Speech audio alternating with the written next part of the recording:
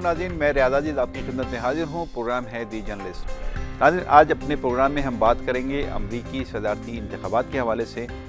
अमरीका में सदारती इंतखाबात जब भी होते हैं, सारी दुनिया की मीडिया का फोकस होता है अमरीकी सदारती इंतखाब। यकीनन सारी दुनिया की पॉलिटिक्स पर, इंटरनेशनल पॉलिटिक्स पर असरअंदाज होते हैं उन इंतखाबात के नताइज और उसके बाद की सूरत हाल। अब सूरत हाल ये है, आजकल के इंतखाबात के हवाले से जो कैंपेन है वो अपने आखिरी मराहिल में दाखिल हो चुकी है और अब वो अमली तौर पर शुरू भी हो चुके हैं। तो हम आज अपने प्रोग्राम में डिस्कस करेंगे कि मीडिया क्या रोल अदा करता है अमरीकी सदारती इंतखाबात में। International media, local media, Pakistan ख़ास तौर से किस हद तक इसमें हाइप क्रिएट करता है। क्या पाकिस्तानी मीडिया को इस हद तक हाइप क्रिएट करनी चाहिए, या अगर हम दूसरे अतराफ़ के ममालिक में देखें, अपने ही जैसे ममालिक को देखें, तो क्या वहाँ पर भी इसी तरीके से डिस्कस होते हैं अमरीकी सदारती इंतखाब, या सिर्फ पाकिस्तान ही इसको फोकस ज़्यादा करता है। और दूसरी बात यह है कि अमरीका में जब भी सदारती इंतखाबात होते हैं, अमरीका की फ़ॉरेन पॉलिसी में कहीं थोड़ा सा ट्विस्ट ज़रूर नज़र आता है। हम इस पर भी डिस्कस करेंगे कि आइंदा मुमकिन तौर पर जीतने वाले कैंडिडेट्स जो होंगे, क्या वो फॉरेन पॉलिसी को डिस्टर्ब कर सकेंगे या ट्विस्ट कर सकेंगे। मेरे साथ आज के प्रोग्राम में गुफ्तगू करेंगे मुनव्वर मिर्ज़ा साहब। आप बहरिया यूनिवर्सिटी में मीडिया स्टडीज़ डिपार्टमेंट के हेड हैं। इससे कबल PTV से वाबस्ता एक तवील अरसे तक, और कॉलम निगार भी हैं। बहुत शुक्रिया मुनव्वर मिर्ज़ा साहब आपका तशरीफ़ आने का। मेरे दूसरे मेहमान हैं लियाकत अली ख़ान, एडवोकेट। बुनियादी तौर पे तो आपका ताल्लुक़ है APML से, लेकिन मेरे इस प्रोग्राम में तज़कियाकार के तौर पे शरीक हैं। बहुत शुक्रिया जनाब लियाकत अली ख़ान साहब। साजिद अज़ीज़ मेरे तीसरे मेहमान हैं। साजिद अज़ीज़ कराची में रेजिडेंट एडिटर हैं डेली टाइम्स के, और इसके अलावा सहाफ़त का एक वसी तजर्बा है, इंटरनेशनल अफेयर्स पे भी गहरी नज़र है। इनसे भी इनकी राय ले लेंगे इस प्रोग्राम में। बहुत शुक्रिया साजिद अज़ीज़ साहब। मिर्ज़ा साहब, गुफ्तगू का आगाज़ आपसे कर लेते हैं। यकीनन जो इंटरनेशनल सिनेरियो है उसमें अमरीका इस लीडिंग पावर और सबसे बड़ी पावर है दुनिया की, तो उसमें अमरीका के सदारती इंतखाब अपनी हैसियत रखते हैं। लेकिन सर, मीडिया का जो रोल है, मुझे आप ये बताइए कि किस हद तक असरअंदाज होता है मीडिया सारी दुनिया की पॉलिटिक्स पर, ख़ास तौर से इंटरनल पॉलिटिक्स उस वक्त के जब वो सदारती इंतखाब हो रहा हो अमरीका में। तो अमरीका का कोई लोगों की राय अम्मा बनाने में कोई मीडिया किरदार अदा करता है, या लोग पहले से तय करके बैठे होते हैं अपने कैंडिडेट को? जी नहीं, बहुत ही सिग्निफिकेंट किरदार अदा करता है मीडिया अमेरिकन इलेक्शन के अंदर। यानी दो रोल्स वो अदा करता है। पहला रोल तो वो ये अदा करता है कि वो जो कैंडिडेट्स सामने आते हैं, जो अपने आप को पेश करते हैं कि हम इस इलेक्शन को लड़ना चाहते हैं, उनकी पूरी ज़िंदगी को वो खंगालता है। यानी यहाँ तक वो खंगालते हैं कि अगर किसी रेस्टोरेंट में बैठ के उन्होंने चाय भी पी तो वो रेस्टोरेंट कौन सा था और क्या उसने वहाँ पैसे अदा किए थे, बगैर पैसे अदा किए हुए वो आ गया। ये भी आपने देखा होगा पिछले इलेक्शन के अंदर, ये भी एक इशू हुआ था। तो एक तो उनका काम यह है कि वो जो कैरेक्टर होता है उसका, उसकी जो इंटेग्रिटी होती है, उसकी जो इन्वेस्टिगेशन होती है, वो मीडिया ही करता है और वही लोगों के सामने लाता है। उसका इमेज बनाना या बिगाड़ना तकरीबन उसके हाथ में होता है। लेकिन उसमें एक बात मैं आपको बता दूं, वहाँ पर मीडिया के अमूमन तरीक़ाकार ये है कि वो कोशिश ये करते हैं कि फैक्ट्स और ऑब्जेक्टिव किस्म की रिपोर्टिंग करें। जिस वक्त के कैंडिडेट्स सामने आए उस वक्त वो इस किस्म के क्रिटिकल अप्रोच को नहीं करते। दूसरी बात जो आपने की है कि वो आखिरकार उस कैंपेन के अंदर क्या रोल प्ले करते हैं, तो मैं सिर्फ एक बात आपको बता दूं जिससे आपको अंदाज़ा हो जाएगा। आपने सुना होगा एक बहुत मशहूर कैंडिडेट उनके यहाँ उभर के सामने आ रहे हैं, जिनका नाम है डोनाल्ड ट्रंप।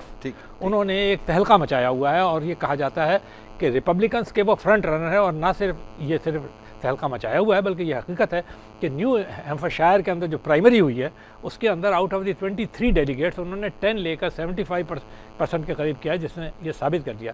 और बहुत बड़े बड़े क्राउड्स ड्रॉ कर रहे हैं। लेकिन मीडिया के पॉइंट ऑफ व्यू से पे भी वो छाए हुए हैं। यानी इस तरह की कुछ सूरत हाल ये है कि जितने टोटल कैंडिडेट्स इस वक्त मैदान के अंदर तकरीबन 9 से 10 के करीब हैं, उन 10 को जितना टाइम टोटल मीडिया दे रहा है अकेले डोनाल्ड ट्रंप को मिल रहा है। चाहे उसके may be very obvious reason है, आप भी जानते हैं, मैं भी जानता हूँ। उनका वह ख़ास एक अंदाज़ है, क्रिस्मेटिक, जज्बाती अपील, फिर वो बहुत सारी बातें जो कहते हैं। लेकिन उस डोनाल्ड ट्रंप को फ्रंट रनर बनाने में बिलाशुबा मीडिया का किरदार जो है बहुत अहम है। अच्छा, इसमें मीडिया की इन्वेस्टमेंट, जो मीडिया के हवाले से इन्वेस्टमेंट होती है, शायद अजीज़ साहब आपको इन्वॉल्व कर लूँ थोड़ा सा गुफ्तगू में, कि मीडिया के हवाले से इन्वेस्टमेंट होती है। पाकिस्तान में हम इलेक्शन देखते हैं तो उसमें मीडिया एक बड़ा रोल प्ले करता है, लेकिन उसके पीछे कहीं ना कहीं इन्वेस्टमेंट भी नज़र आ रही होती है, बड़ा पैसा खर्च करते हैं। डोनाल्ड ट्रंप की ये बात कर रहे हैं, क्या वहाँ पर भी इसी तरीके से मीडिया पर इन्वेस्टमेंट होती है और डोनाल्ड ट्रंप ने भी इस तरह की कोई आपके ख्याल में इन्वेस्टमेंट की है मीडिया पे कि उनको हाइप क्रिएट, उनकी शख्सियत की हाइप क्रिएट किए जाए या उनकी जो नारे हैं उसकी हाइप क्रिएट किए जाए? बहुत अच्छी बात की आपने। ये जो आपने पॉइंट रेज़ किया, इसमें कोई शक की बात नहीं है कि मीडिया के पीछे बड़ी ताकतें होती हैं और उनकी बाकायदा उनके पीछे बहुत हैवी इन्वेस्टमेंट होता है। इसमें कोई शक की बात नहीं है और उसमें कोई, मैं नहीं समझता कि कोई दोहरी राय होगी इसमें। और आपको तो आप भी जानते हैं, दुनिया जानती है कि अमेरिकन मीडिया के पीछे तो 90% इन्वेस्टमेंट ही यहूदी लॉबी की है। और आपने एक इलेक्शन देखे होंगे जिसमें एल गोर को हराया गया और बुश को लाया गया, बावजूद इसके कि वो इलेक्टोरल कॉलेज में वो जीत चुका था एल गोर, लेकिन वो हरा दिया गया उसको और वो भी खामोश बैठ गया। उसने भी कोई, ना वो कोर्ट में गया, ना उसने कोई बाद में कोई ज़्यादा कोई रेजिस्टेंस शो की।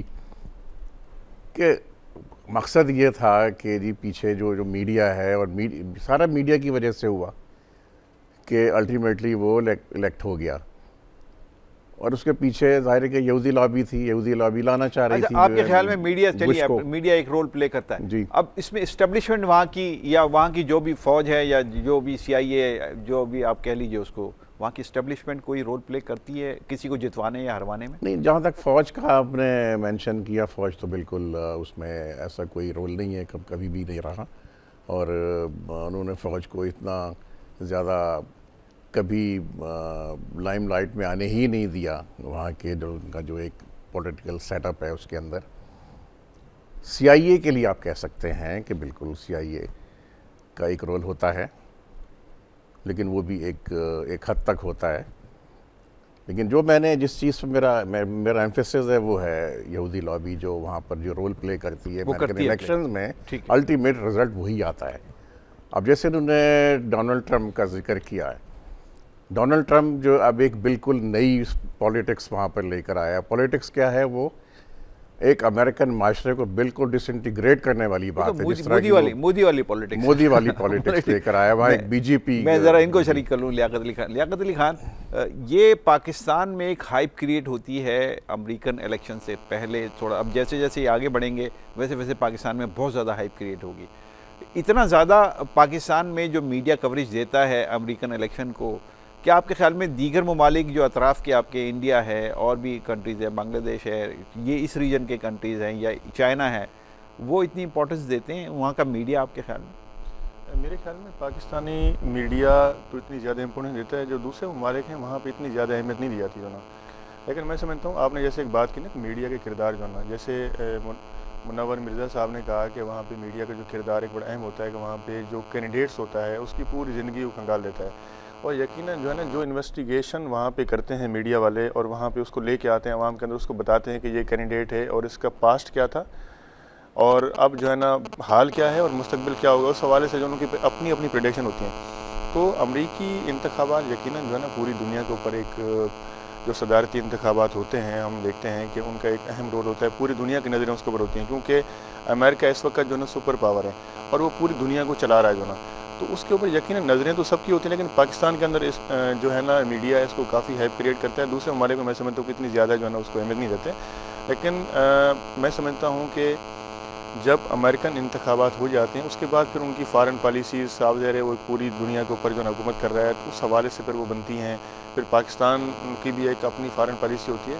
मैं समझता हूँ कि काफ़ी इसके ऊपर लोग दिलचस्पी लेते हैं और इसको देखते हैं जो ना कि किस तरह होते हैं। लेकिन जमहूरियत का भी एक अपना उसूल है। जिस तरह हमारे यहाँ पाकिस्तान में 4 साल या 5 साल बड़ी मुश्किल से जमहूरियत चलती है, उसके बाद फिर हम देखते हैं कोई और मामला खड़ा हो जाता है। लेकिन वहाँ पे यह है कि जमहूरियत का एक तसलसल है, लोग उसको देखते हैं और उससे जो है ना एक सीखते भी हैं लोग जो ना। तो मैं समझता हूँ कि पाकिस्तान को भी या जो दूसरे ममालिक हैं उनको भी इसी तरह जो है देखना चाहिए कि एक अगर हुकूमत आती है उसको अपना टेन्योर पूरा करना चाहिए, उसके बाद उसको अब जो नई अपोजिशन है उसको फिर इंतज़ार करना चाहिए इंतखाबात का।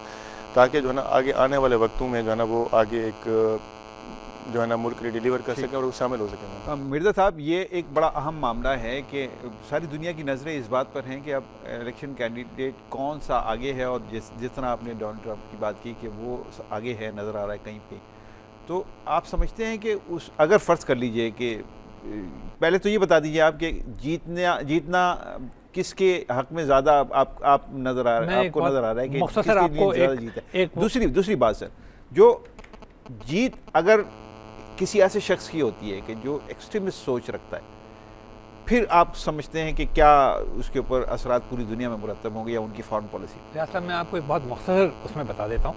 एक्चुअली अगर इस बार टोटली जो कैंडिडेट्स हैं, तकरीबन 8 कैंडिडेट इस वक्त फील्ड के अंदर हैं, जिनमें से 6 रिपब्लिकन्स में से हैं और 2 जो हैं वो मेन कैंडिडेट्स हैं जो कि डेमोक्रेट्स हैं। इनमें रिपब्लिकन्स में जो हैं वो टेड बुश साहब हैं, क्रूज साहब हैं, रूबियो मार्को साहब हैं, उसके अलावा और ये डोनाल्ड ट्रंप साहब हैं, और एक और साहब हैं जो कि क्रिस्टी के नाम से हैं, बेन कार्सन हैं।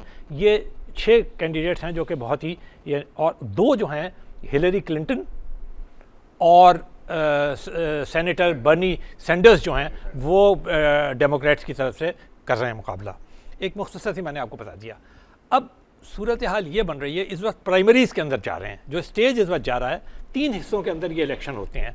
पहला हिस्सा ये है कि ये प्राइमरीज इस वक्त चल रहे हैं। इसमें ये होता है कि हर कैंडिडेट को बिल्कुल यानी दरवाजे पर जाकर लोगों को घरों से निकालना पड़ता है। ये गज़ब की बात है अमेरिकन डेमोक्रेसी के अंदर।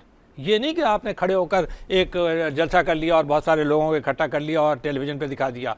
एक एक दरवाजे पे जाके नॉक करके निकाल कर वहाँ पर आपको एक तो पैसा कलेक्ट करना पड़ता है, दूसरा आपको डेलीगेट्स निकालना पड़ता है। अब यही डेलीगेट्स, जो जितने ज़्यादा डेलीगेट्स वो इकट्ठे करता है आदमी, वो जाते हैं कन्वेंशन। वो आखिरी कन्वेंशन जो है आपका होगा जुलाई के अंदर, 22 को एक होगा, एक 28 को होगा। वहाँ पर ये डिसाइड होगा कि जिसके ज़्यादा वो डेलीगेट्स आएंगे वो जीत जाएंगे। एक ये मुख्तसर से मैंने आपको बताया इनडायरेक्ट इलेक्शन, ठीक है। तो नहीं, वो जो कैंडिडेट जब आएंगे मैदान में वो तो डायरेक्ट करेंगे, डायरेक्ट, बिल्कुल, इसीलिए तो इतना पावरफुल होता है।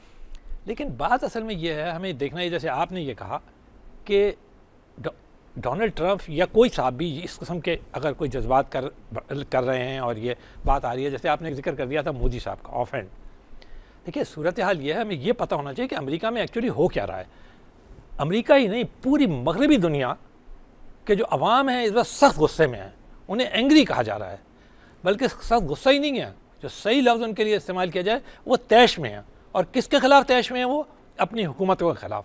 जो आलमी इक़्तिसादी बहरान आया था उसने उनको बड़ा, और अमेरिका के अवाम भी उससे बहुत नाराज़ है। वो समझते ही हैं कि उनकी जो हुकूमतें थी, उनकी जो सदारत के लोग थे, उन्होंने उन्हें इग्नोर करके उन्हें मुश्किल में डाला इकनॉमिक्स में। फिर अमेरिका का ख़ास तौर पर ये जो जंगें हुई हैं इसकी वजह से उनके ऊपर बुरा नफ्सियाती असर पड़ा, इराक़ और उसे विड्रॉ करना पड़ा। तीसरे, चाइना का राइज़ बहुत सिग्निफिकेंट हो रहा है, जो चैलेंज बन के अमेरिका के सामने आ रहा है। तो ये 3-4 एलिमेंट्स हैं जो कि, तो आप अगर गौर करें कि ये जो डोनाल्ड ट्रंप जो कुछ कह रहा है या टेड क्रूज जो कुछ कह रहे हैं, वो क्या कह रहे हैं, वो इन्हीं चीज़ों के लिए की आवाज़ है। अच्छा, जो कि दे रहे हैं। इसमें वहाँ पर आप क्या समझते हैं कि अवामी रद्दमल क्या है? ये क्या वहाँ के लोगों की आवाज़ है? बिल्कुल, इसलिए कि आप ज़रा देखें कि जिस अमाउंट के लोग उनको रिसीव कर रहे हैं और जितनी उनको वाह मिल रही है, ये अमेरिका में ये मुमकिन ही नहीं। अगर ये बात अगर अमेरिका में हो जाए ना कि लोग पैसे देकर लोगों को इकट्ठा करने लगेंगे, तो ये मैं आपको बताता हूँ प्रेस उनकी धज्जियाँ उड़ा देगा। ये तो बिल्कुल तयशुदा बात है। ये ट्रेंड तो आप है जल्द से या देखिए, मैंने आप सर मेरा क्वेश्चन ज़रा सुन लीजिए कि ये ट्रेंड सारी दुनिया में इसी तरह होता है कि जब कैंडिडेट अपनी बात कर रहा होता है, इलेक्शन कैंपेन चला रहा होता है, तो उसको ऐसा लग रहा होता है कि बड़ी मैसिव सपोर्ट है, लेकिन जब रिजल्ट्स आते हैं तो वो बिल्कुल एडवर्स होते हैं। कभी कभी ऐसा भी होता है। तो आपको नहीं लगता कि इस केस में रिजल्ट ऐसे नहीं आ रहे हैं? पहले प्राइमरी को आप उठा के देखें, इयोवा के, उसके अंदर भी अगर आप इसमें भी जाते हैं, हिलरी क्लिंटन ने उसको उधर टॉप किया, तो टेड क्रूज ने उधर टॉप किया, लेकिन सेकंड पे वो रहे। न्यू हैम्पशायर के अंदर तो उसने स्वीप किया है, 70% डोनाल्ड ट्रंप लेके निकला है। मैं बात आपको ये कहना चाहता हूँ, देखिए मेरे बिल्कुल बिलाशुबा मुसलमानों के खिलाफ उसने बड़ा सख्त बयान दिया है, मैक्सिकन्स के खिलाफ उसने बड़ा सख्त बयान दिया है, नागवार की पोप तक ने कह दिया कि जो आदमी दीवारें खड़ा करता है वो हम में से नहीं है, वो तो उसे क्रिश्चियन मानने के लिए। ओबामा साहब ने उसे बड़ा शदीद क्रिटिसाइज। लेकिन जैसे कि मैंने आपको कहा है, अमेरिकन कौम नाराज़ है अपने हुक्मरानों से, उनकी नाअहलियत की वजह से। अब जुमले क्या वो बोल रहा है, वो कहता है ये नाअहल करप्ट बैंकर्स, नाअहल सियासतदान, मुसलमानों के लिए वो लफ्ज़ इस्तेमाल करता है एक्सट्रीमिस्ट, ये मैक्सिकन्स जो अमेरिका के अंदर आकर इन्होंने ड्रग और ये फैलाया। कुछ इसमें से हकीकतें भी हैं, ये हुआ है ऐसा। अब वो उनकी आवाज़ यही है, वो इसी को समझ रहे हैं। अमेरिकन अवाम कहते हैं, लेकिन अगर मैं ये कहता हूँ कि हमारा सारा अमन व अमान ख़राब हुआ है अफ़गान वॉर की वजह से, तो अगर अमेरिकन अवाम ये कहे कि जी इन लोगों की वजह से इन लोगों ने हमें नुकसान पहुंचाया है इक़्तिसादी, तो इसमें कौन सी ऐसी बात है कि हम ये कहें कि नहीं जी उनको ये कहना नहीं चाहिए? उनको राइट है कि नहीं है? नाज़रीन, मैं इस वक्त टेलीफोन पे बात करना चाहता हूँ जनाब तलत मसूद साहब से। तलत मसूद साहब, जनरल रिटायर्ड तलत मसूद साहब दिफाई उमूर के हवाले से और बैनुल-अक़वामी उमूर के हवाले से माहिर समझे जाते हैं। इनकी राय ले लेते हैं। अस्सलाम वालेकुम तलत मसूद साहब। जी वालेकुम सलाम। जी सर, जनरल साहब ये फरमा दीजिए, आपके अमेरिकन इलेक्शन अब अपनी हाइप क्रिएट कर रहे हैं पाकिस्तानी मीडिया में भी, दुनिया के दीगर ममालिक में भी, ख़ुद अमेरिका में भी। जो पाकिस्तान का एंगल होता है अमेरिकन इंतखाबात को देखने के हवाले से, किस हद तक आप समझते हैं कि पाकिस्तानी मीडिया दुरुस्त है और उसको इतनी ही इम्पोर्टेंस देनी चाहिए जितनी वो देता है? जी मेरे ख्याल में देखिए, एक तो दो चीज़ें हैं। एक तो पाकिस्तान के लिहाज से मेरे ख्याल में इस वक्त जो डिबेट हो रही है अमेरिका में, वो पाकिस्तान या फॉरेन रिलेशंस के ऊपर मबनी नहीं है, बल्कि वो अंदरूनी उनकी जो सियासत है उस पर मबनी है। और सारा जो इस वक्त हम देखते हैं, जो पार्टी जो इंडिविजुअल्स जैसे आपने जिक्र भी जिसका भी कर रहे थे, जो ऊपर आ रहे हैं, उनका ट्रम्प साहब जैसे हैं लीडिंग कैंडिडेट वगैरह, तो उनका जो थ्रस्ट है वो जो एक रिवायती सियासत होती है उससे हटकर है। और दूसरी बात यह है कि जो एस्टैब्लिशमेंट की सपोर्ट सियासतदानों को हासिल होती है उसके अगेंस्ट भी है। तो ये दोनों फैक्टर जो हैं ये बहुत अहम है इस वक्त अमेरिकन पॉलिटिक्स में। फिर एक लिहाज से अमेरिकन लोग भी कुछ सियासतदानों से तंग आकर इस किस्म की काफ़ी है। एक लिहाज से मनफी रुझानात भी हैं, जैसे आपने देखा कि डोनाल्ड ट्रंप साहब मुसलसल इस किस्म की नफरत की बातें करते हैं, चाहे मुसलमानों के खिलाफ हो या लैटिनों के खिलाफ हो, तो उसको एक पजीराई मिल रही है। तो इससे जाहिर होता है कि वहाँ के लोग जो हैं वो कन्वेंशनल पॉलिटिक्स को हटकर कोई इस किस्म की, लेकिन मेरे ख्याल में ये सस्टेन करना इसको बड़ा मुश्किल होगा। तो अच्छा सर, अगर मैं मफरूज़े की बुनियाद पे अगर आपसे एक सवाल करूं कि अगर डोनाल्ड ट्रंप जीत के आते हैं तो अमेरिकन जो सारी दुनिया में इस वक्त उनकी ग्रिप है और सारी दुनिया की एक ही वर्ल्ड पावर है, तो आप नहीं समझते कि अमेरिकन का खुद अपना जो चेहरा है वो मस्क होगा उससे, जिस तरह के मोदी साहब जीत के आया और फिर इंडिया को बहुत सारी चीज़ें सेटल करनी पड़ी? मेरे ख्याल में मोदी साहब से भी ज़्यादा इनको सेटबैक मिलेगा। जैसे अगर आप दोनों को कंपेयर करें तो डोनाल्ड ट्रंप साहब जो हैं अगर वो वाकई में जीत कर आते हैं तो एक तो सबसे पहले ये है कि देखिए जो अमेरिकन कॉन्स्टिट्यूशन है उसमें जो पावर है वो बिल्कुल फोकस कॉन्सेंट्रेटेड प्रेसिडेंट में नहीं है। तो दूसरी बात यह है कि खुद ट्रंप साहब को भी फिर अपनी पॉलिसीज में काफ़ी एडजस्टमेंट करनी पड़ेगी।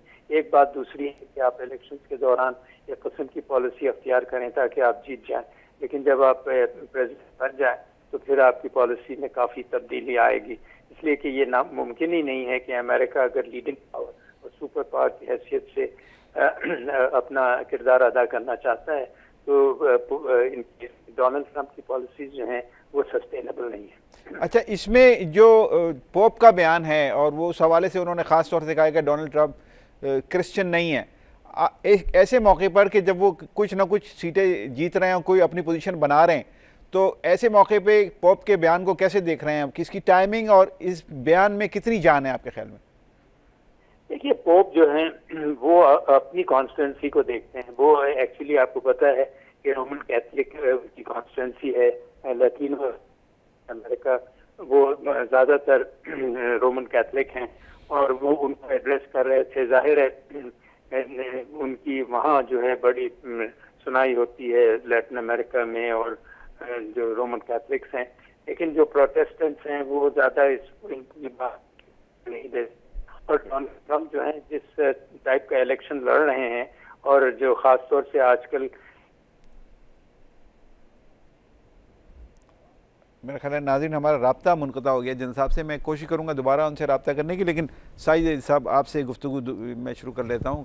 ये जो बात इन्होंने की है इसमें आपके ख्याल में कितनी जान है? और दूसरी बात जो मैं आपसे पूछना चाहता हूं कि पूरा अमरीकी माशरा, क्या आप नहीं समझते कि अगर डोनाल्ड ट्रंप जैसे लोग जीत के आते हैं तो वो पूरी अमरीकी माशरत और माशरे के ख़िलाफ़ एक जहाद, मतलब वो जहाज का लफ्ज़ तो खैर नहीं मुनासिब है यहाँ के, कि उसके लिए एक चैलेंज हो जाएगा? जी, जहाँ तक पोप का ताल्लुक़ है, उन्होंने जो स्टेटमेंट दिया और उन्होंने एक अपने बकौल तरत मसूद साहब के लिए उन्होंने अपनी कॉन्स्टिट्यूंसी के बेसिस पर वो बात की है। मैं जिस चीज़ को सबसे पहले पॉइंट आउट करना चाहूँगा वो ये है कि अमेरिकन माशरा जो है मल्टीरेशियल माशरा है, वहाँ पे नफ़रत की सियासत नहीं चल सकती। अगर नफ़रत की सियासत चली और बजरंग दल वाले और बीजेपी की तरह से वहाँ भी सियासत शुरू हो गई अमेरिका में, तो अमेरिका टूट जाएगा। अमेरिका इंटीग्रेट नहीं रह सकता, कायम नहीं रह सकता वहाँ पर वो इसलिए कि वहाँ पर आप सैकड़ों की तादाद में मुख्तलिफ़ अक़वाम और मुख्तलिफ़ ज़बान के बोलने वाले लोग वहाँ बसते हैं। तो ये जो ट्रंप साहब जो सियासत लेकर आए हैं, ठीक है, उन्होंने शुरू में पॉपुलैरिटी हासिल की, लेकिन वो जीतने की पोजीशन में नहीं है और मैं नहीं समझता कि वो जीत पाएंगे इलेक्शन। उनकी सियासत अमेरिकन माशरे में नहीं चलेगी, क्योंकि अमेरिकन माशरा इस तरह की सियासत को अफोर्ड नहीं कर सकता। अच्छा, फॉरेन पॉलिसी में कोई तब्दीली आती है आपके ख्याल में, या फॉरेन पॉलिसी उनकी सेट होती है, उसमें कोई तब्दीली, कोई प्रेसिडेंट आए कोई जाए, इससे कोई फ़र्क नहीं पड़ता उनके फॉरेन पॉलिसी मेकर्स को, या उनके जो पॉलिसी मेकर्स हैं या जो उनके असल डिसीजन मेकर्स हैं?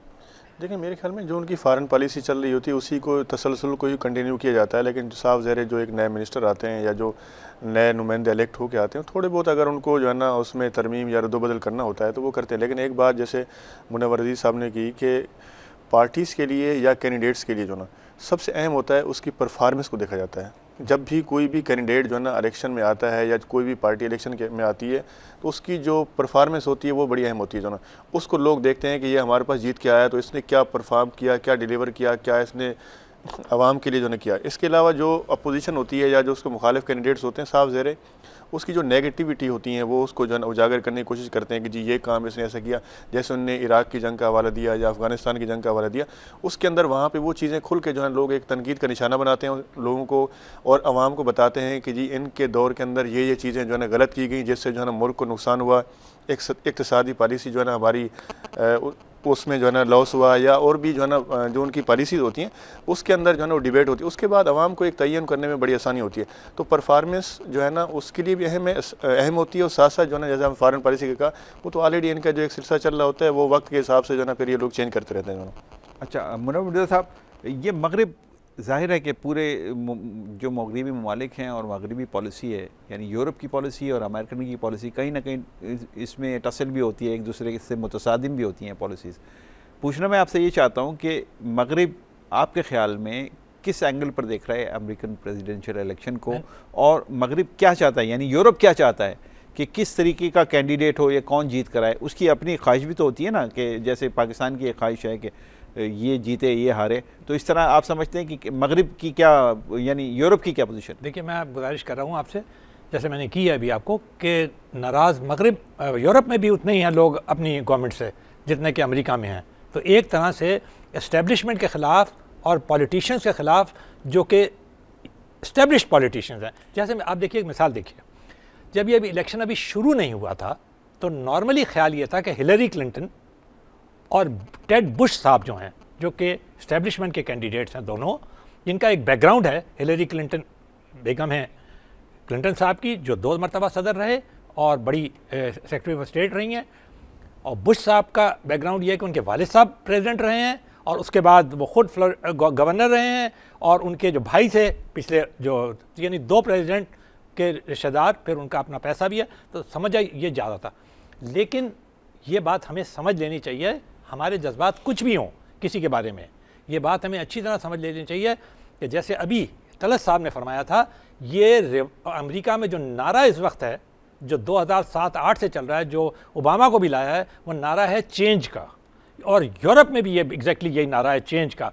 वहाँ पे भी जो ये छोटी कौमियत पसंद पार्टियाँ हैं ना, एक्सट्रीमिस्ट, आप देखें ये जो यूरोप के अंदर जो इमिग्रेंट्स के खिलाफ ये जो इतना ज़बरदस्त, और मुसलमानों के खिलाफ जो इतना ज़बरदस्त चल रहा है, कौन चला रहा है? ली पेन जो फ्रांस की पार्टी है, पेगीडा जो है वो जर्मनी की पार्टी है, और यूरोपियन जो अभी इलेक्शन हुए हैं 2015 के अंदर, इन पार्टियों ने बड़ी वाज़े, उन्होंने यूनाइटेड पार्टी जो है उसके अंदर, उसमें ब्रिटेन के अंदर इन्होंने बड़ी वाज़े अक्सरियत ली और बड़ी बड़ी कौमी पार्टियों को उन्होंने शिकस्त दी है।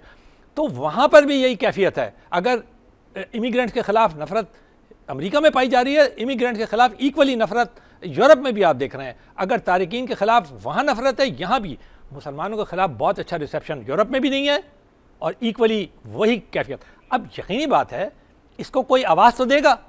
अब वो रिजेक्ट होते हैं या सिलेक्ट होते हैं। लेकिन एक बात मैं आपको डोनाल्ड ट्रंप और इनके साथ वाले कैंडिडेट्स के हवाले से कहना चाहता हूँ, तकरीबन तमाम कैंडिडेट सिवाय हिलरी क्लिंटन के यही पॉलिटिक्स खेल रहे हैं जो वो खेल रहे हैं, और उनका सारा जोर जो है वो इकोनॉमिक्स के ऊपर। अभी वक्त नहीं आया कि फॉरेन पॉलिसी को डिस्कस करें। अभी घर घर जाकर वो लोगों को कह रहे हैं कि हम तुम्हारी फीस माफ़ करवा देंगे, हम तुम्हारे बजट को घरेलू सही कर देंगे। अभी वो वक्त ही नहीं आया, प्राइमरीज का वक्त है। जब दोनों कैंडिडेट सामने सामने होंगे ना, तब ये इशू पैदा होगा कि मुसलमानों के साथ कोई क्या सलूक करेगा या क्या। उस वक्त तक काफ़ी अकल उनमें आ जाएगी। ठीक है नाज़रीन, एक छोटे से मैं ब्रेक पे जा रहा हूँ, ब्रेक से वापस आऊँगा उस पर। उसके बाद ये बात करते हैं कि जो जंगें लड़ने की पॉलिसी रही है अमेरिका की एक तवील अरसे से, और मुख्तलिफ ममालिक में जाके वो अपने फ़ौजियों को बिठाता है, उतारता है, ये पॉलिसी कंटिन्यू करेगी नए प्रेसिडेंट के बाद क्या नहीं? एक ब्रेक के बाद।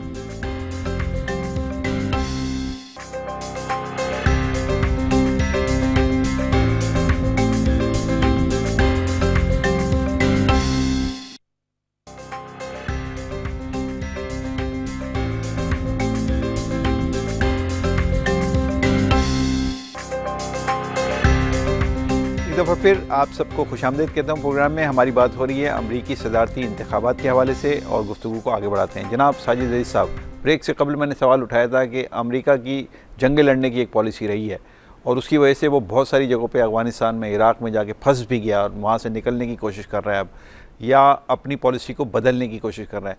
नए प्रेसिडेंट भी इसी तरह की पॉलिसी को कंटिन्यू करेंगे आपके ख्याल में? देखिए, जो अगर डेमोक्रेट्स आते हैं तो वो समहाउ अपनी पॉलिसी को कंटिन्यू करेंगे।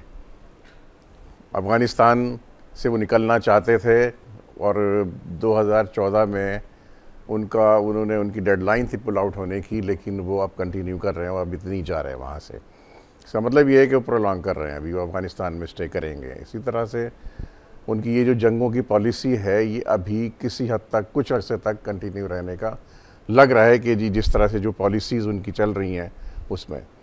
अगर रिपब्लिकन्स आ जाते हैं तो फिर एक बिल्कुल नया रुख होगा उनकी पॉलिटिक्स का, कि डोनाल्ड ट्रंप जो है वो एक नफ़रत वाली सियासत जो है उसका अंसर उनकी पॉलिटिक्स में आ जाएगा वहाँ की।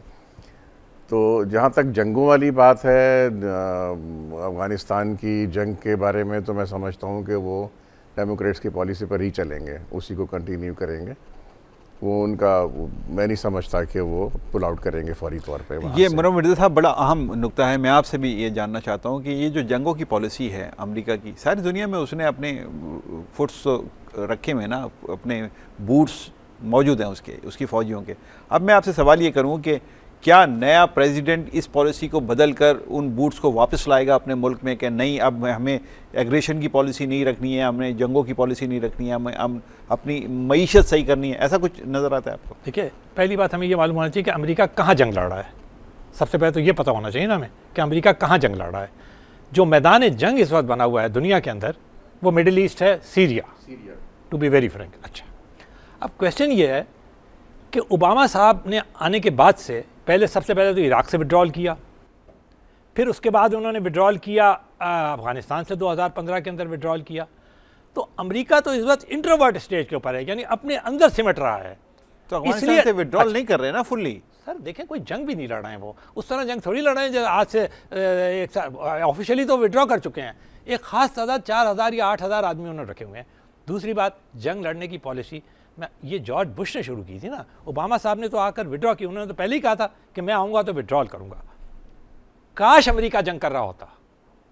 मैं आपसे क्या बता रहा हूँ, मिडिल ईस्ट के अंदर, सीरिया के अंदर जो इशू है वो ये है कि ओबामा साहब ने इंतहाई कमज़ोर और नालायक किस्म की पॉलिसी, दिवालियापन की पॉलिसी इख्तियार की है, और रूस के आगे उन्होंने ऑलमोस्ट हथियार डाल दिए हैं। उन्होंने इतनी बमबारी की है, रूस ने इतनी बमबारी की है कि उन्होंने उठाकर तुर्की को मजबूर कर दिया है कि वो जनाब बिल्कुल यानी इस वक्त इस पोजीशन में ले आए हैं कि जो ज़मीनी फ़ौजें हैं तुर्की की और अरब कंट्रीज़ की, ख़तरा इस बात का है कि कहीं ऐसा ना हो कि अगले 15-20 दिन के अंदर वो कोई ज़मीनी कार्रवाई शुरू कर दें उठाकर। अमेरिका ने जिस तरह कमज़ोर और हल्की पॉलिसी इख्तियार की, कहा तो कहा, लेकिन जब भी मौका आया विड्रॉ किया। कहाँ जंग कर रहे हैं वो?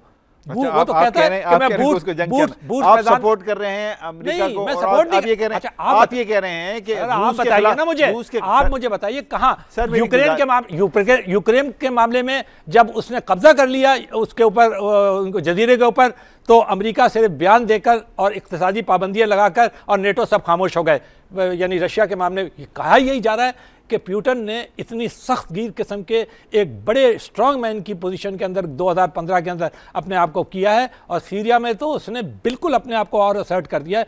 ये सारे अब ठीक है सर, आपकी बात आ गई आपकी, लेकिन ये आपका व्यू पॉइंट है, ये पैनल का व्यू पॉइंट नहीं है। मैं बता दें मुझे कि जंग कहाँ हो रही है। बात करना चाहता हूँ कर्नल मुख्तार भट्ट साहब से, हमारे तजज़ियेकार भी हैं, एंकर पर्सन भी हैं बिजनेस प्लस के, इनसे पूछ लेते हैं इनकी क्या राय है। अस्सलाम वालेकुम कर्नल भट्ट साहब।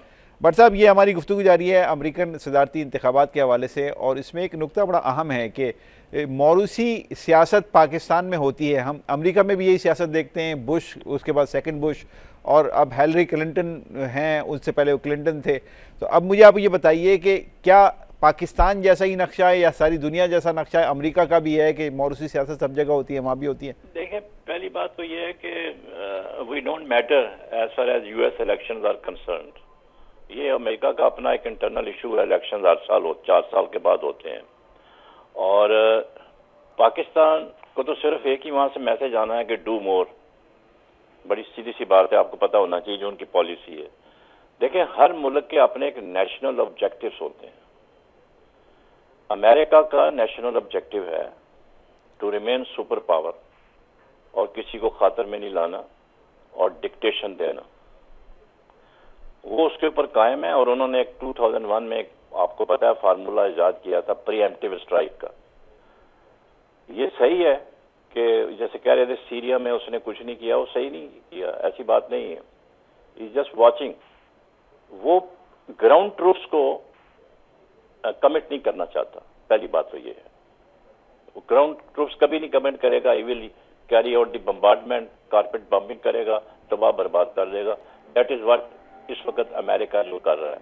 देखिए, वहां पे 2 पार्टी सिस्टम है, मौरूसी सियासत वाली कोई बात नहीं है। एक है डेमोक्रेटिक पार्टी और रिपब्लिकन पार्टी। लेकिन उसमें चेहरे तो रिपीट होते हैं ना? नहीं, वो चेहरे रिपीट होते हैं, उसमें बात देखे ना। जैसे अगर कोई हॉट कैंडिडेट है, जैसे क्लिंटन जैसे लड़ रही है, डेमोक्रेट्स के 2 कैंडिडेट हैं, क्लिंटन है और सैंडर्स है, और रिपब्लिकन्स के 6 हैं, बुश है, कैरिसन है, क्रूज है, कार्शी है, रूबियो है और ट्रंप है।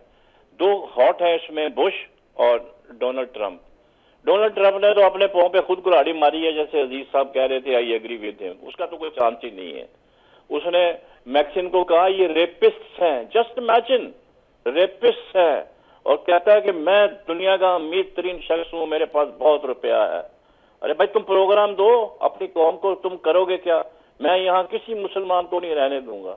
तो उसने तो अपना चांस बिल्कुल ही जीरो कर लिया है। दौलत के बलबूते के ऊपर और क्रिटिसिज्म करके वो कुछ हासिल नहीं करेगा।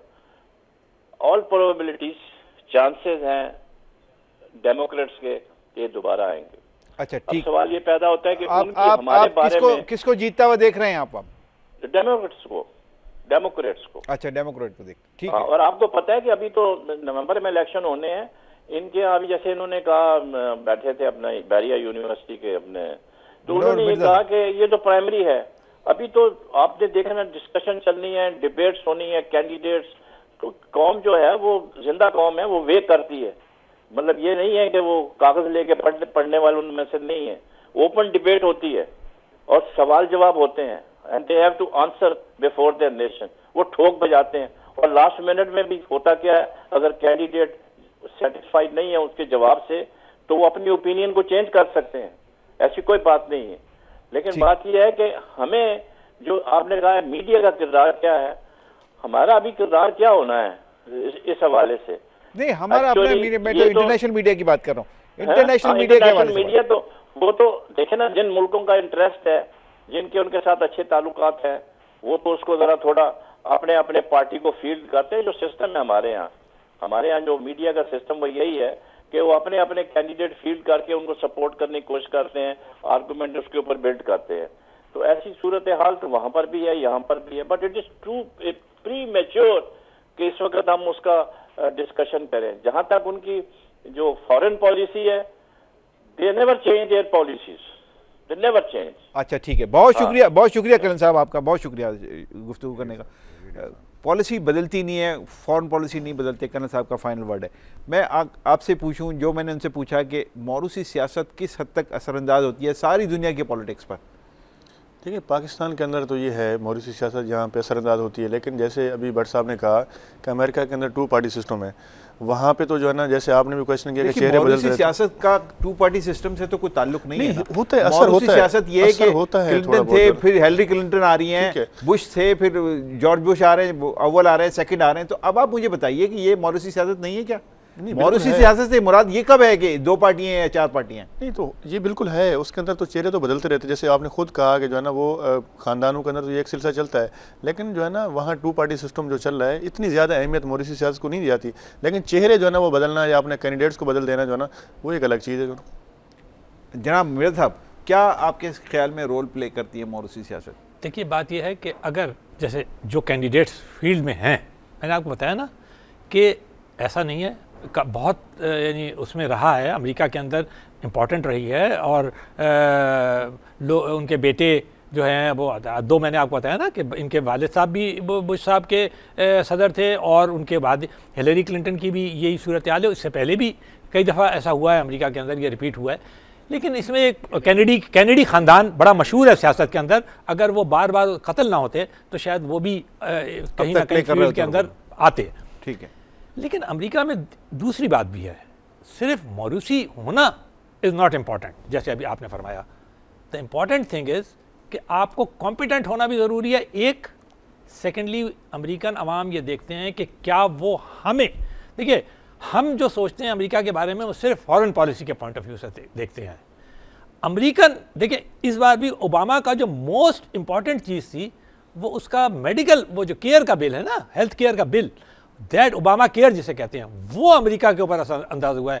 जो उसने बेल आउट पैकेजेस देकर अपनी इकोनॉमी को 2007 वाली को रिवाइव करके और शेल ऑयल का फिर दरियाफ्त करने के बाद अमेरिका को नंबर 1 ड्राइविंग सीट पर बिठा दिया है, उठाकर दुनिया की ड्राइविंग नंबर 1 है इस वक्त। अमेरिका की इकोनॉमी पूरी दुनिया को ड्राइव कर रही है, ये आपको पता ही होगा अच्छी तरह, क्योंकि चाइना जो है वो गिर गया है, 7 से भी नीचे आ गया है। तो ये कमाल है जो कि वो मानते हैं अमेरिकन, वो यही चाहते हैं। हम देखते हैं अमेरिका को हमेशा एक फॉरेन पॉलिसी एंगल से कि अमेरिका हमारे साथ क्या करेगा, या ज़्यादा से ज़्यादा हम चाहते हैं। जैसा भट्ट साहब ने कहा कि डू मोर की पॉलिसी कंटिन्यू करेगी पाकिस्तान के लिए कोई भी हुकूमत। अगर आप खालिस जाते हैं ना, तो ट्रेडिशनली आप भी जानते हैं, भट्ट साहब भी जानते हैं, और कि रिपब्लिकन्स जो हैं वो हमेशा पाकिस्तान को फेवर करते रहे हैं। आपने देखा होगा जॉर्ज बुश के ज़माने में पाकिस्तान को सच कोई उन्होंने नुकसान नहीं पहुंचाया। 18-20 बिलियन डॉलर्स ये आर्मी को उन्होंने बहुत सारा सामान दिया। ठीक है, उन्होंने जंगें की हैं इराक के ख़िलाफ़, उन्होंने जंगें की हैं अफगानिस्तान के ख़िलाफ़, but as far as Pakistan was concern, Pakistan was a beneficiary. दूसरी वहाँ उन्होंने उस वक्त तो इंटरनेशनल सिनेरियो कुछ और था ना सर, उनके फेवर का था। उसके बाद 71 की वॉर आप देखें, 71 वॉर का मशहूर टिल्ट है, कहते हैं कि निक्सन ने पाकिस्तान के फेवर में इंडिया के मुकाबले में टिल्ट किया था, बाकायदा वो उसका लफ्ज़ इस्तेमाल होता है, किताबें लिखी गई हैं। तो ट्रेडिशनली रिपब्लिकन्स जो हैं वो हमेशा पाकिस्तान को फेवर करते हैं, और डेमोक्रेट्स जो हैं वो पाकिस्तान से favour in what sense, favour in what sense करते हैं कि इंडिया के मुकाबले में अभी भी आप देखें, मैं आपको बता दूं, ओबामा ने सिविल न्यूक्लियर का मुआहदा किससे किया है? पाकिस्तान से किया। क्या पाकिस्तान कितना कहता रहा, उसने नहीं किया। जबकि निक्सन पाकिस्तान को बेतहाशा, वो जो पिछला वाला था बुश, जिसको कि हम बहुत क्रिटिसाइज करते रहे, बहुत बुरा भला कहते रहे, लेकिन उसने पाकिस्तान को बिलियंस ऑफ डॉलर्स मुशर्रफ के ज़माने में दिए हैं। सर वो इंडिया का विजिट किया था उन्होंने 3 दिन का, पाकिस्तान 2-3 घंटे के लिए आए थे। ओबामा ये फेवर है सर। ओबामा ने 6 दिन का विजिट किया, सिविल न्यूक्लियर मुआहदा उसने बुश ने साइन नहीं किया, उसने ओबामा ने साइन किया। उसके अलावा जो 150 कंट्रीज़ के जो सीईओ लेके गया था वो, और उन्होंने उसके साथ जो मुआहदे किए हैं क्या कहते हैं उसके इकोनॉमिक्स के वो। लेकिन एक बात आप याद रखें, अच्छा, इसमें मैं थोड़ा सा इनसे भी राय ले लूँ। क्या ये आप क्या समझते हैं साजिद साहब कि एक मुल्क है, उसकी पॉलिसी फॉरेन पॉलिसी है, एक गवर्नमेंट वहाँ बदल गई, अब उसके ज़्यादा इंटरेस्ट जाहिर है कि इंडिया के साथ होंगे, उसका बिजनेस ज़्यादा इंडिया के साथ होगा। पाकिस्तान निस्बतन एक छोटा मुल्क है इंडिया के मुकाबले में, तो क्या कोई नई गवर्नमेंट आके, जैसा कि ये कह रहे हैं कि वो फला पार्टी फेवर देती है पाकिस्तान को, फला उसके अगेंस्ट है। सर मेरा क्वेश्चन तो रखने दीजिए उनके सामने। तो आप क्या समझते हैं कि क्या कोई गवर्नमेंट आने के बाद अपने इंटरेस्ट को छोड़ के इस बुनियाद पर कि आप मुझे अच्छे लगते हैं आपके साथ खड़े हो सकती है? ये मैं तो बड़ी समझूंगा कि मैचरिस्ट बात है कि हम ये सोचें कि जी फला पार्टी आएगी तो पाकिस्तान को फेवर देगी और फला पार्टी जो पाकिस्तान के अगेंस्ट है। मैं ये समझता हूँ कि किसी भी पार्टी ने कभी भी पाकिस्तान को कोई फेवर नहीं दिया, किसी भी प्रेसिडेंट ने। उनके अपने इंटरेस्ट हैं, उनके अपने फायदे हैं। जॉर्ज बुश के बारे में उन्होंने बात की कि जी इतने बिलियन डॉलर दिए, उतने बिलियन डॉलर दिए, उसके मुकाबले में पाकिस्तान का सत्यानाश करके रख दिया। सिर्फ पाकिस्तान का जो रोड नेटवर्क है, ये खुद कहते हैं कि 100 अरब रुपए का तो सिर्फ रोड नेटवर्क तबाह किया है नेटो के ट्रक्स ने हमारे पाकिस्तान में। उसके अलावा पाकिस्तान की पूरी इकॉनमी तबाह बर्बाद करके उन्होंने रख दी। 9/11 के बाद से पाकिस्तान को वार जोन में डिक्लेयर कर दिया। इंश्योरेंस सारी जितनी कंपनियां थी, शिपिंग कंपनियां यहाँ से पुल आउट कर गई। पाकिस्तान के ऊपर वार जोन के बहाने से शिपिंग सरचार्ज लगा दिया गया। पाकिस्तान की एक्सपोर्ट्स महंगी हो गई। पाकिस्तान की इकॉनमी बर्बाद कर दी जॉर्ज बुश ने। 9/11 के बाद जो कुछ किया है उसने पाकिस्तान के साथ, चंद बिलियन डॉलर देने के, वो चंद बिलियन डॉलर जो दिए गए वो कहाँ गए? वो परवेज़ मुशर्रफ जैसे लोगों की जेबों में चले गए। पाकिस्तान को क्या मिला? कुछ नहीं। ठीक है साजिद, इस वक्त तबाह हो गई। इस वक्त एक सेनेटर साहब मेरे साथ लाइन पे हैं। अस्सलाम वालेकुम। बाज मोहम्मद साहब सेनेटर हैं एनपी के, हम इनसे बात करना चाहते हैं। अस्सलाम वालेकुम जनाब। वालेकुम सलाम। बात कर रहे हैं हम अमरीकी सदारती इंतखाबात के हवाले से। सर, हुकूमती सतह या अगर आप पार्लियामेंटेरियन सतह पे बात कीजिए तो पाकिस्तान की क्या ऑब्जर्वेशन होनी चाहिए, और अगली जो हुकूमत बनने वाली है अमेरिका में, उस हवाले से पाकिस्तान को क्या प्रिकॉशंस लेने चाहिए? फॉरेन पॉलिसी के एतबार से मैं बात कर रहा हूँ। देखें जी, अमेरिका एक बहुत बड़ा मुल्क है और एटमी पावर है, और इसके जो इंतखाबात हो रहे हैं, पाकिस्तान तो छोटा सा मुल्क है, मजबूर और मुल्क है, उसके इतने वो ज्यादा वो तवक्कुआत उससे वाबस्ता नहीं करनी चाहिए अमेरिका के उससे इलेक्शन से। अमेरिका में जो भी बरसदार आएगा वो पाकिस्तान के हक में नहीं होगा। वो एक हमारे हमसाया मुल्क जो भारत है उसके हक में ज्यादा उसका होगा। जो भी आएगा, जो भी पार्टी डेमोक्रेटिक आएगी या रिपब्लिकन आएगी, जो भी बरसदार आएगी उसके हक में होगा, पाकिस्तान के हक में। तो ऐसी सूरत में मेरा आपसे सवाल ये है सर कि आप गवर्नमेंट को क्या मशवरा देंगे कि वो क्या प्रिकॉशंस ले कि अगली गवर्नमेंट अगर आती है और डोनाल्ड ट्रंप जैसे अगर कोई आता है तो पाकिस्तान को क्या ऐसे मेजर लेने चाहिए जो पाकिस्तान के हक में हो, या कम से कम कन्फर्ट कर सके उस पॉलिसी को जो उनके खिलाफ मुमकिन तौर पर बनाई जानी है? अब देखे ना जी, पाकिस्तान मैंने कह दिया है कि पाकिस्तान छोटा सा मुल्क है, उसको तो गैर जानिबदार रहना चाहिए। अमेरिका के इलेक्शन में जो भी पार्टी पर इक़्तिदार आए, रिपब्लिकन आए या डेमोक्रेटिक आए, जो भी आए, पाकिस्तान को गैर जानिबदार रहना चाहिए। कोई ऐसी बात नहीं करनी चाहिए, किसी एक तरफ का उसको झुकाव नहीं होना चाहिए। ठीक है, आपका बहुत शुक्रिया बाज़ साहब। ये सेनेटर साहब की गुफ्तगू सुन ली जनाब। मैं बस वक्त ख़त्म हो गया, फाइनल वर्ड मैं आपके लेना चाहता हूँ। ये इलेक्शन किस हद तक असरअंदाज होंगे उनकी फॉरेन पॉलिसी पे आपके ख्याल? कुछ बहुत ज़्यादा नहीं होंगे, लेकिन मैं ये समझता हूँ कि जो डोनाल्ड ट्रंप के मुकाबले में हिलरी क्लिंटन का आना पाकिस्तानियों के लिए किस हद तक बेहतर होगा। इसलिए क्या हमारा वैसे बारह रास्त उनकी इलेक्शन से या उनके पॉलिटिकल सिस्टम से कोई ताल्लुक नहीं है। नहीं, मैं उनकी फॉरेन पॉलिसी की चेंज कोई आता है फॉरेन पॉलिसी चेंज होगी। मैं पाकिस्तान के हवाले से बात कर रहा था। तो देखिए ये तो फिर वैसे तो फॉरेन पॉलिसी की चेंज नहीं होती, लेकिन कोई भी हुकूमत आती है लेकिन एक बात मैं करूंगा, जब ये 28 जुलाई का कन्वेंशन हो जाएगा और फॉरेन पॉलिसी पे डिबेट शुरू होगा एक्चुअली, उस वक्त हम ये कुछ कह सकेंगे कि उनकी फॉरेन पॉलिसी जी आप ऐड करना चाह रहे हैं। साजिद अजीज साहब बात कर रहे थे कि परवेज मुशर्रफ जैसे लोगों के अकाउंट में जेबों में पैसे चले गए। मैं कहता हूं परवेज मुशर्रफ ने जितनी डेवलपमेंट की, वो आप दूसरी डिबेट शुरू करें, वो शायद। थैंक यू वेरी मच जनाब, आप तीनों हजरात का बहुत शुक्रिया। जो लोग हमारे साथ बीपर पे रहे उनका भी शुक्रिया, कर्नल मुख्तार भट्ट साहब का भी शुक्रिया। नाज़रीन अगले हफ्ते इंशाल्लाह आपसे मुलाकात होगी। ये गुफ्तगू आप तक पहुंच गई, कोशिश करेंगे अगले हफ्ते कोई इस तरह का मौजूद रखेंगे जो इंटरनेशनल पॉलिटिक्स को भी डिस्कस कर सके। इजाज़त चाहता हूँ, अल्लाह हाफ़िज़।